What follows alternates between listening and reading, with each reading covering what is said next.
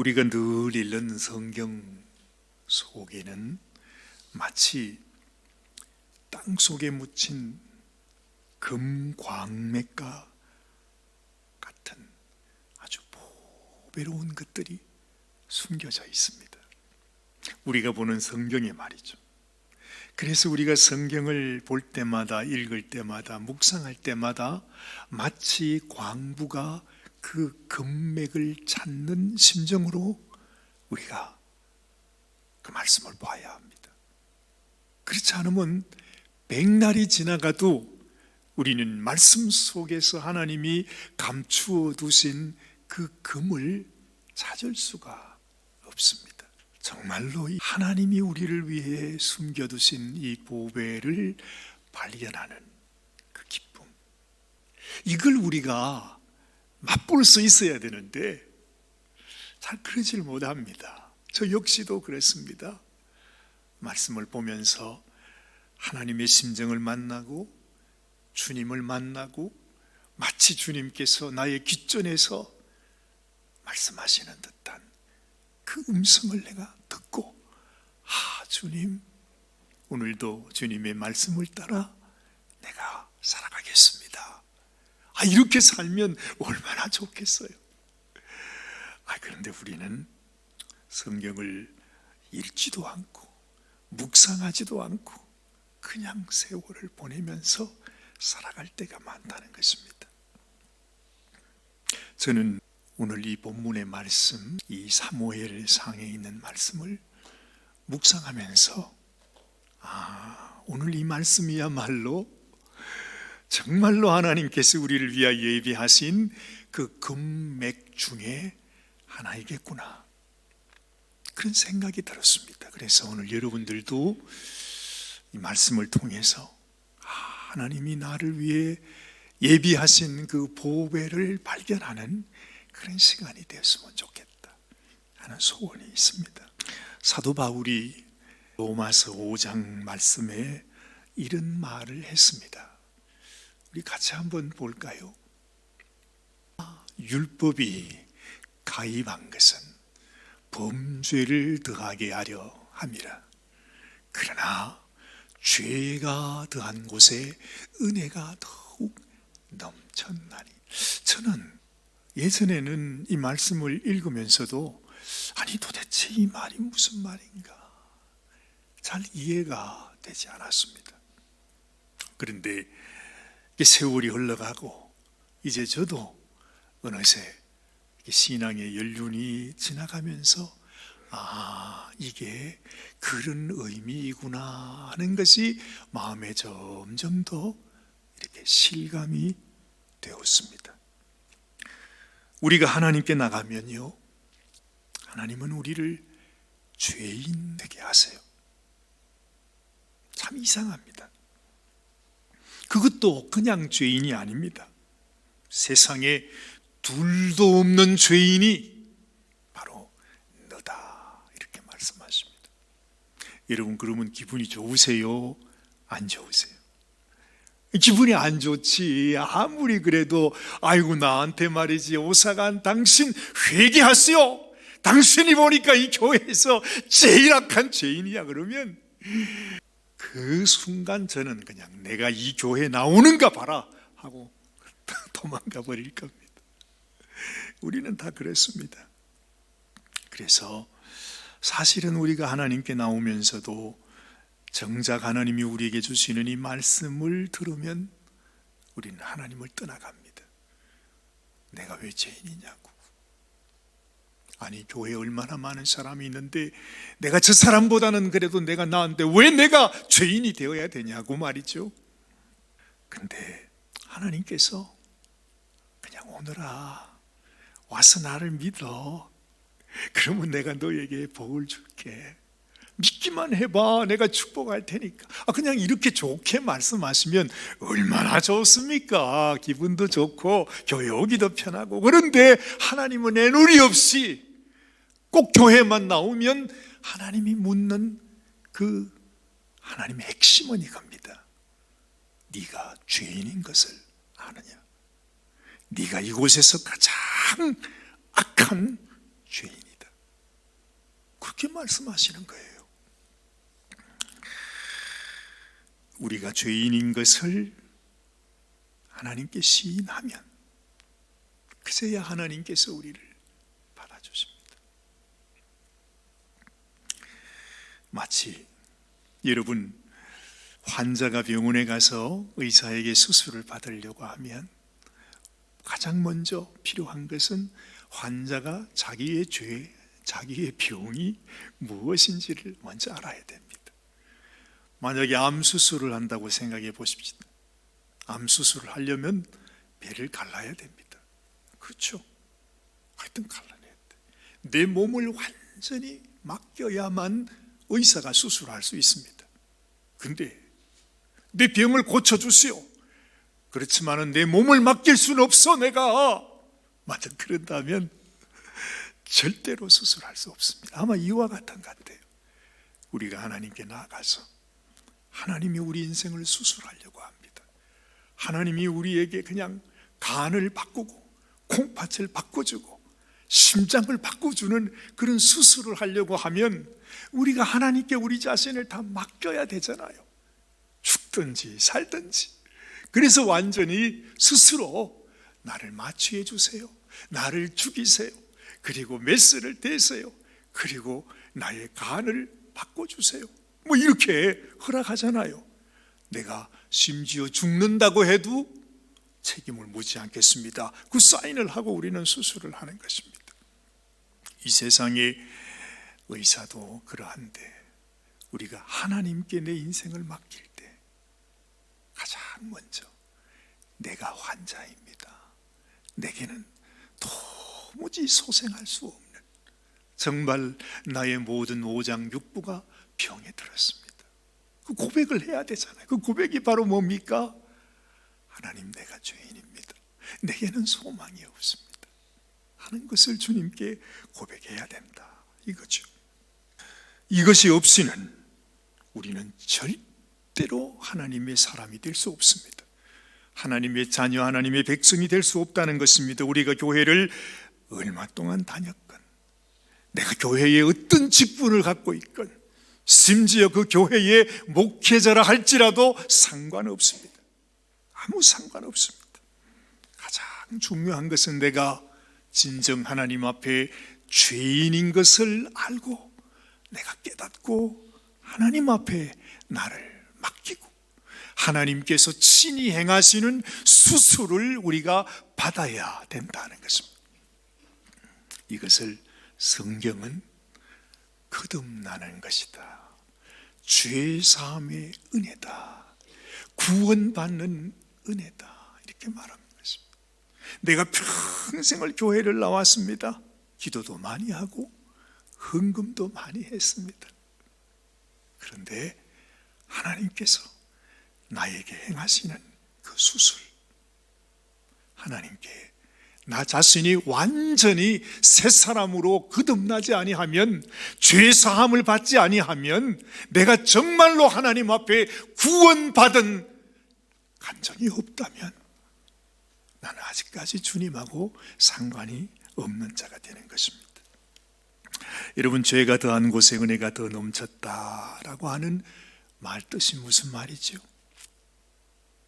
만약에 100만 원을 빚졌다가 탕감받는 사람이 있고 1000만 원, 아니 수억을 빚졌다가 탕감받는 사람이 있다고 하십시다. 그러면 누가 더 은혜를 받은 겁니까? 100만 원, 1000만 원. 누가 더 큰 은혜를 받은 거죠?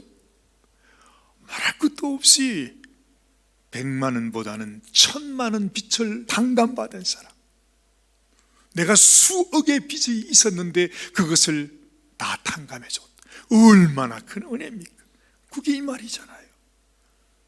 죄가 더한 곳에 은혜가 더 넘친 것입니다. 내 죄를 더 많이 용서받았으면 내가 더 큰 은혜를 받는 거 아니에요. 그래서 하나님 앞에 귀하게 쓰임받은 사람 중에 보면 과거에 더 죄를 많이 지었던 사람, 흉악했던 사람, 또 죽을 뻔하다가 하나님 은혜로 살아난 이런 분들이, 야, 내가 받은 은혜를 감당할 수 없어서 하나님을 위해 내 생명 바칩니다. 그렇게 나가는 사람 많이 있지 않습니까? 이 본문 말씀에서 우리는 이스라엘의 첫 번째 왕으로 선택하신 청년 사울을 우리가 만나게 됩니다. 그런데 그는 베냐민 지파라 그랬습니다. 그 사울의 고향이 어디라고 그랬어요? 기브아 사람이라 그렇게 성경은 말합니다. 여러분, 그런데 이 베냐민 지파 그리고 기브아라는 지역은 정말로 우리가 잊을 수 없는 그런 지파, 지역 이름입니다. 혹시 기억하십니까? 여러분, 베냐민 지파와 기브아에서 일어났던 일들 혹시 모르십니까? 멀지 않은 과거에 이 베냐민 지파 그 땅에 그 기브아에서 너무너무 끔찍한 살인 사건이 일어났었습니다. 그 도시에 불량배들이 몰려와서 여행하는 레위 사람의 첩을 붙들어서 집단으로 강간하여 살인하게 됐던 그 사건이 일어난 데가 바로 베냐민 땅 기브아 땅에서 그 일이 일어난 것입니다. 이 일로 인해서요, 이스라엘 백성들도 도무지 참을 수가 없어서 아무리 그래도 그렇지 어떻게 이스라엘 땅에 이런 일이 일어날 수 있느냐 그래가지고서 이스라엘 온 지파가 다 일어났습니다. 그래서 저 베냐민 지파 사람들을 그냥 둬서는 안 된다고 해서 전쟁이 일어났잖아요. 동족 상잔의 전쟁. 얼마나 그 전쟁이 치열했던지 세상에 수많은 사람들이 죽습니다. 그리고 베냐민 지파 사람들도 거의 완전히 씨를 말리는 전멸되는 상황이 벌어졌습니다. 아니, 어떻게 12지파 중에서 한 지파가 없어지게 되는 그런 위기를 맞게 됐다는 것입니다. 다른 이스라엘 지파들에게뿐 아니라 하나님 앞에서도 버림을 받아야 할 만큼 그들은 악한 죄를 지었습니다. 그들은 이 베냐민 지파는요, 정말로 이제는 다시는 일어날 수 없는, 소생할 수 없는 그런 지파로 낙인이 찍힌 것은 의심할 여지가 없는 것입니다. 근데 참 이상하죠. 그렇게 멀지도 않았는데, 불과 몇십 년 전의 일이었는데 하나님께서 이스라엘의 첫 번째 왕을 세우십니다. 그게 보통 사람을 세울 수 있나요? 이상합니다. 하나님께서 왜 그 베냐민 지파 그곳에 그 기브아 땅, 지금도 정말로 잊을 수 없는 그 땅이 고향인 그 땅에서 태어나서 자라난 사울 청년을 하나님이 선택을 하신 것입니다. 나는 이 청년을 너희의 왕으로 세우기를 원한다. 오늘의 본문 말씀이 바로 사무엘에게 이 하나님의 뜻을 전하는 말씀입니다. 이해할 수 없습니다. 여러분 같으면 이거 용납하시겠습니까? 저 같아도 절대로 용납할 수 없습니다. 아니, 지파가 베냐민 지파밖에 없습니까? 청년이 베냐민 땅에 그 청년밖에 없겠습니까? 아니요. 근데 여러분, 오늘 본문 21절 말씀을 보면 이 사울 역시도 그 말을 듣고 전혀 이해하지 못합니다. 지금 사울이 말하는 이 말은 나는 도무지 사무엘 선지자의 이 말을 받아들일 수 없다는 겁니다. 무슨 뚱딴지 같은 말을 하냐? 무슨 있을 수 없는 얘기를 내게 합니까? 지금 무슨 농담하십니까? 지금 이런 뜻입니다. 같이 한번 읽어보십시다. 사울이 대답하여 가로되 나는 이스라엘 지파의 가장 작은 지파 베냐민 사람이 아닙니까? 나의 가족은 베냐민 지파 모든 가족 중에서도 가장 미약한 가정이 아닙니까? 당신이 어찌하여 내게 이같이 말씀하십니까? 말도 되지 않는 소리를 하시냐 이 말입니다. 사울 자신이 생각해도 하나님이 나를 왕으로 택하셨다고? 아니, 적어도 그때는 왕이라고 얘기하지도 않았어요. 지도자로 세운다는 말을 들었을 때 도무지 있을 수 없는 말이라고 사울 역시도 그 철없는 청년의 생각에서도 있을 수 없는 일이라고 생각했습니다. 실제로 하나님께서 사무엘에게 이 말씀을 전했을 때 많은 사람들이 안 된다, 저 사울이 우리를 지도하는 왕이 된다고? 나는 따를 수 없다, 반대하여 일어난 사람들이 많이 있었습니다. 하나님께서 참 이상한 말을 또 하십니다. 오늘 20절 말씀에 보면 사무엘이 사울에게 이렇게 말하는 것입니다. 온 이스라엘에 사모하는 자가 누구냐? 너와 네 아비의 온 집이 아니냐? 사람들이 다 반대를 하는데도, 도무지 이해할 수 없는 결정인데도 하나님은 사울과 그 사울의 집을 높이 드립니다. 이스라엘 지파 중에서 너희만한 가정, 네 같은 사람이 없다고 하나님께서 말씀해 주시는 것입니다. 저는 이 말씀을 접하면서 하나님이 참 새롭게 느껴졌습니다. 야, 하나님이 이런 분이시구나. 정말 있을 수 없는 일입니다, 여러분. 정말로 이건 상상을 초월한 하나님의 생각이 있습니다. 그러면서 너무 내 마음속에 감동이 돼요. 정말로 제 마음이 너무 고마웠습니다. 나같이 못난 인생, 실패한 인생, 잊혀져야 되는 인생, 버림받아야 하는 인생, 솔직히 생각해 보면 내가 바로 그런 인생인데 하나님께서 나 같은 사람도 버리시지 아니하시는구나. 하나님이 나의 눈물도 기억해 주시는구나. 나의 아픔도 기억하시는구나. 우리의 회개도 주님께서 귀히 여겨 주시는구나 하는 그 감동이 내게 전해오더라, 이것입니다. 비록 집을 나가서 허랑방탕했던 아들이 있습니다. 둘째 아들이었습니다. 근데 아버지는 그 아들을 버리지 않았어요.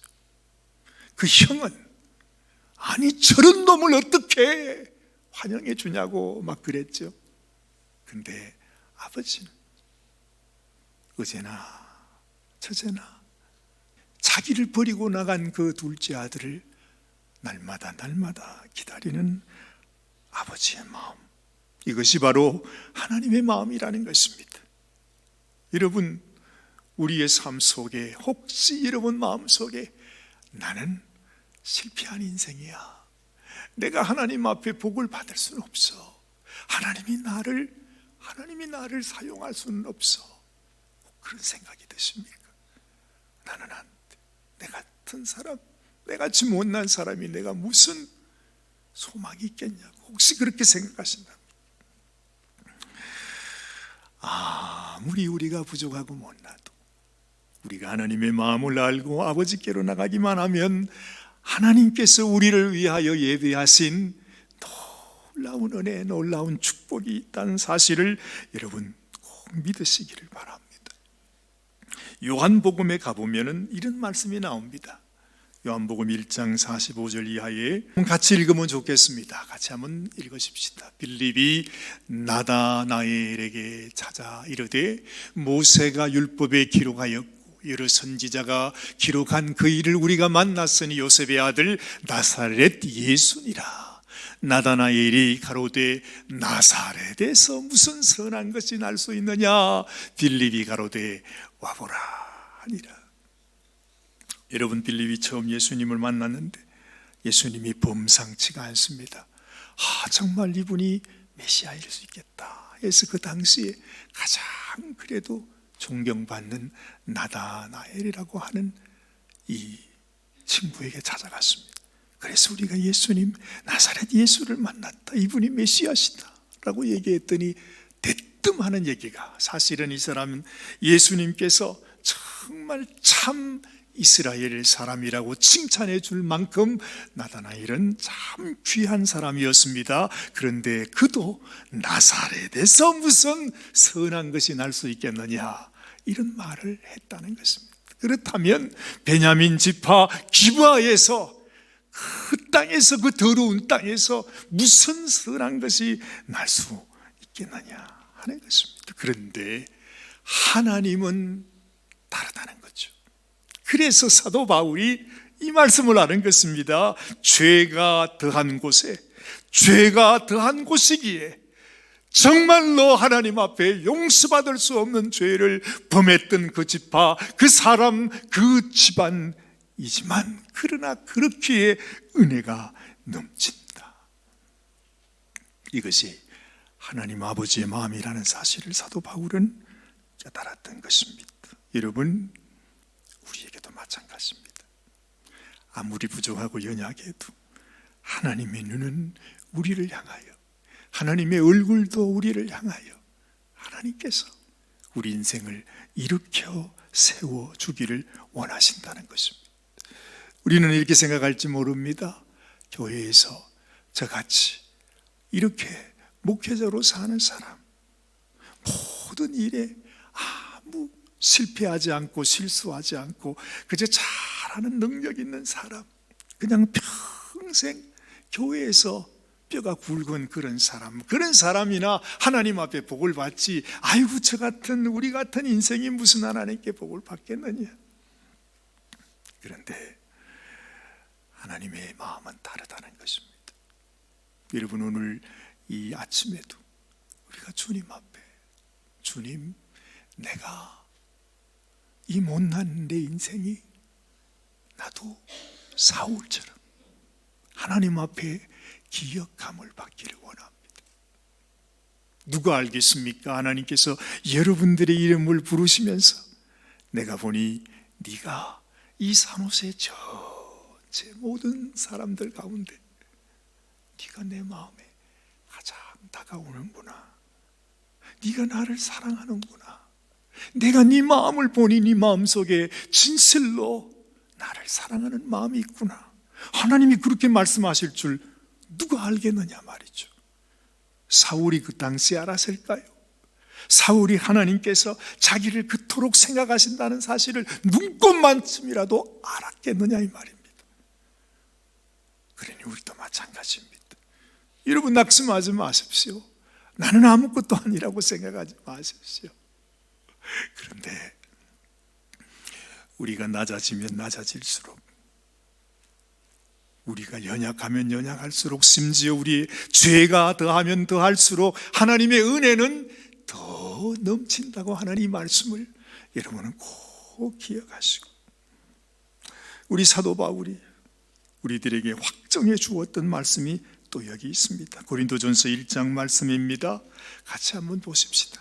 하나님께서 세상에 미련한 것들을 택하사 지혜 있는 자들을 부끄럽게 하려 하시고, 세상에 약한 것들을 택하사 강한 것들을 부끄럽게 하려 하시며, 하나님께서 세상에 천한 것들과 멸시받는 것들과 없는 것들을 택하사 있는 것들을 폐하려 하시나니, 이는 아무 육체라도 하나님 앞에서 자랑하지 못하게 하려 함이라 말씀하십니다.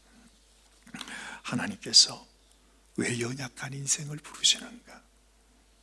하나님은요, 가장 하나님 앞에 하나님의 마음을 아프게 하는 것이 우리 인생이 자기가 스스로 자랑하는 것입니다. 다시 말하면 스스로 높아지고자 하는 것, 내가 하나님 앞에 마음을 높이는 것, 이건 하나님 앞에 너무나 정말로 하나님 앞에 은혜를 입을 수 없는 마음이 되고 마는 것입니다. 하나님이 가장 귀히 여기는 성품, 그것은 무엇입니까? 우리 주님의 성품입니다. 주님께서 나는 온유하고 겸손하니 너는 내게 나와 배우라, 그렇게 말하잖아요. 우리 인생, 우리 신앙생활에 가장 소중한 중요한 것은 내가 주님의 성품을 배우고 주님의 성품을 가지고 나도 주님처럼 그렇게 살아가는 것, 사실은 이것이 가장 귀한 보배이구나, 하나님께서 우리에게 말씀하시는 가장 큰 계명이구나 하는 것을 알게 되는 것입니다. 여러분, 마귀를 잘 아실 것입니다. 이 마귀가 원래부터 마귀가 아니었습니다. 마귀는 원래 하나님께 찬양 드리는, 하나님과 함께 같은 자리에서 하나님께 영광을 올려드리는 천사장이었습니다. 그런데 그 천사장이 그 마음 속에 교만한 마음, 나도 하나님처럼 될 수 있겠네 하는 그 생각이 들어오는 순간 이미 천사장이 땅으로 떨어져서 마귀가 되었다. 성경은 분명하게 말씀해 주시고 있습니다. 여러분, 우리도 마찬가지입니다. 우리가 신앙생활을 해나가면서 내 마음속에는 언제나 이런 유혹이 있습니다. 하나님은 우리가 자랑하는 것을 이렇게 싫어하시는데 우리 마음속에는 자꾸 자랑하려 합니다. 높아지려 해요. 인정받기를 원해요. 누가 나를 인정해 주지 않으면 당장 그 교회에 나오기 싫습니다. 마음의 상처가 됩니다. 근데 여러분 보십시오. 예수님을 그렇게 사랑해서 예수님 앞에도 인정받았어. 야 베드로야, 네가 1등이다. 그래, 내가 너를 사랑한다. 네가 제자들 중에 네가 지도자가 되라. 그렇게 주님은 베드로를 참 사랑했습니다. 귀히 여겼습니다. 그런데 이 베드로가 예수님 앞에서 내가 너를 위하여 십자가의 길을 간다 하셨을 때 베드로는 예수님을 말립니다. 자신은 그 말이 얼마나 주님 앞에 심각한 문제인지를 전혀 몰랐죠. 그 순간, 다시 말하면 예수님의 마음과 예수님의 뜻과 예수님이 추구하고 가고자 하는 그 길, 그것을 그 마음속에 깨닫지 못하고 자기가 뱉는 말, 주님 절대로 그래서는 안 됩니다. 주님이 죽으실 수는 없습니다. 그 말이 나오는 순간 예수님은 말합니다. 사탄아, 너는 내 뒤로 물러가라. 그렇게 사랑받던 베드로가 순식간에 마귀가 된 것입니다. 아니, 마귀에게 속하게 된 것입니다. 여러분, 이게 소중합니다. 하나님이 왜 사울을 택하셨는가? 절대로 택해서는 안 되는 이유가 너무나 많음에도 불구하고 하나님이 사울을 택하신 한 가지 이유, 저는 그거라고 생각합니다. 이 사울에게, 그리고 사울의 가정에게 하나님 앞에 나는 이 모든 이스라엘 지파들 중에서, 이 모든 나의 가족들 중에서 나는 가장 작은 자야. 나는 아무것도 할 수 없는 자야. 정말 나는 악한 죄인이야. 나는 아무런 가능성도 없는 그런 인생이라고 하는 그런 마음이 이 사울의 집안에는 뼛속 깊이 들어가 있었습니다. 하나님은요, 그걸 보신 겁니다. 그 마음 속에 있는 겸손하지 않을래야 않을 수 없는, 그러나 그럼에도 불구하고 사실 우리는, 그 백성들은 그런 마음을 잘 갖지 않습니다. 그렇기 때문에 더 자랑하기를 원하고, 그렇기 때문에 새롭게 더 일어서기를 원하죠.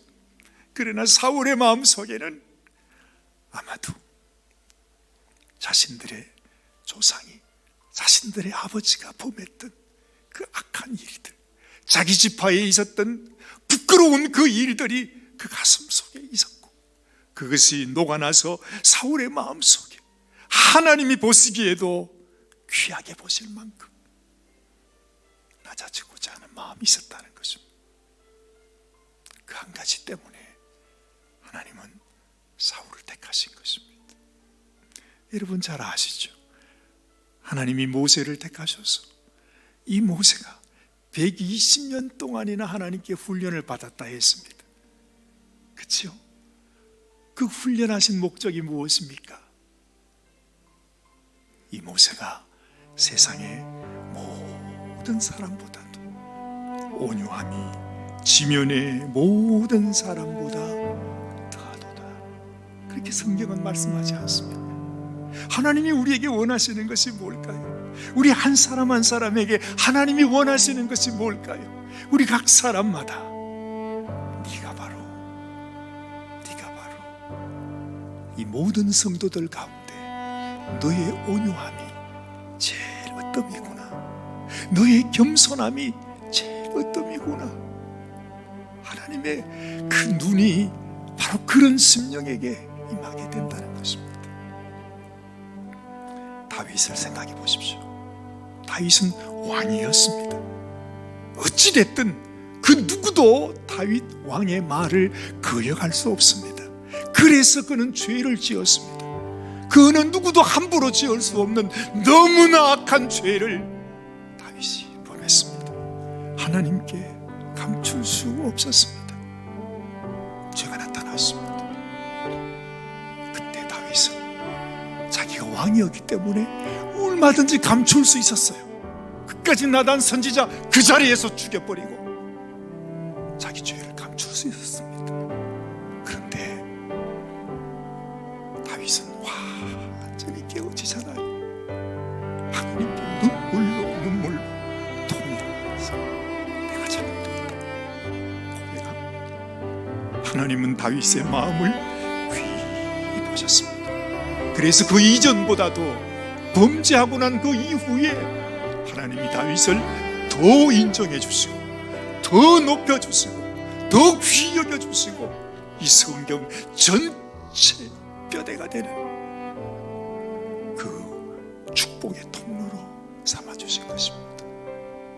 참 놀랍지 않습니까? 하나님이 바라시는 것, 결국 우리들에게 하나님이 뜻을 보여주기 위해서 주님이 오셨습니다. 주님이 오셔서 하시는 말씀이, 얘들아, 수고하고 무거운 짐진 자들아, 다 내게로 와라. 왜 오라고 그러세요? 그냥 떡 주시려고 오시는 것입니까? 병 치료해 주시려고 오시는 것입니까? 아니요, 그건 다 지역적인 것입니다. 하나님이 우리를 초청하신 이유는 내 마음이 온유하고 겸손하니 너희도 와서 나와 함께 하면서 내게 배우라. 이것이 우리를 향한 하나님의 음성이고, 하나님께서 이 메시지를 전해주기 원해서 친히 우리 주님이 이 땅에 오셔서 친히 주님이 우리를 위해 십자가에 죽으시는 본을 보여주면서 너희도 이 길을 가야 한다.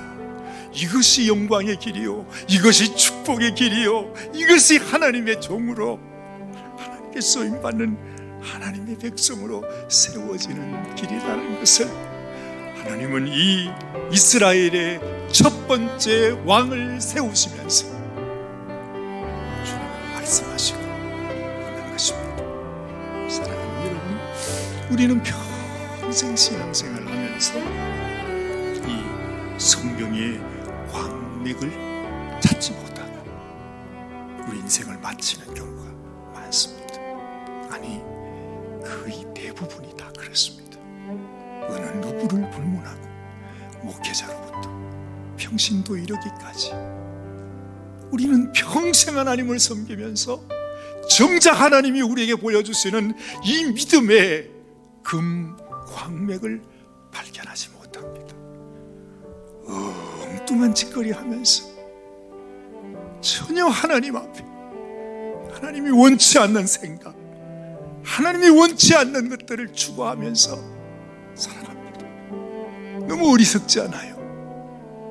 베드로가 그렇게 귀하게 주님의 사랑을 받으면서도 정작 주님이 자기를 위해서 십자가를 지러 가는데, 예수님 절대 안 됩니다, 이건 안 됩니다, 그럴 수는 없습니다.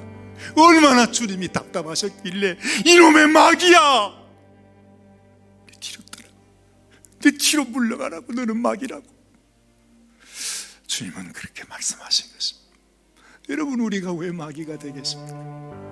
우리는 하나님의 마음을 알고 하나님의 뜻을 알고 하나님이 우리에게 원하시는 그 명령을 따라 순종하면서 주님, 당신이 나를 위해 당신이 생명 주셨으니, 그렇게 나를 사랑하여 주셨으니, 그렇게 겸손의 본을 보여주셨으니 나도 그렇게 살겠습니다.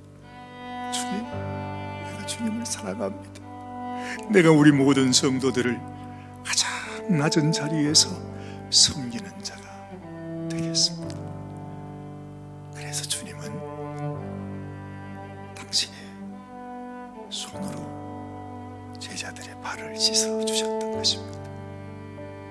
우리도 그 길을 가라고. 여러분들이 정말 하나님 앞에 이런 복을 받는 광맥을 찾아서 정말 하나님 앞에 영광을 올려드리는 복된 인생이 되시기를 주님의 이름으로 축원합니다. 기도하십시다. 하나님, 우리가 왜 이 세상 악한 원수에게 속한 자가 되어서 하나님의 뜻을 순종하지 못하고 자기 자신을 자랑하면서 우리가 높아지기를 원하면서 인정받기를 원하면서 오히려 하나님 앞에 마귀의 자식이라 책망받는 인생이 되겠습니다. 절대 그럴 수는 없습니다.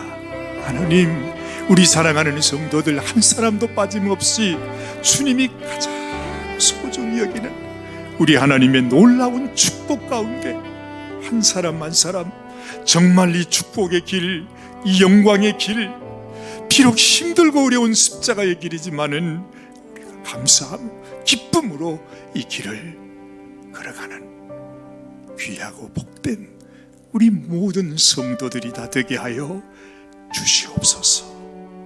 우리 주님 예수님의 귀하신 이름 받들어서 간절히 축복하며 기도드리옵나이다. 아멘, 아멘.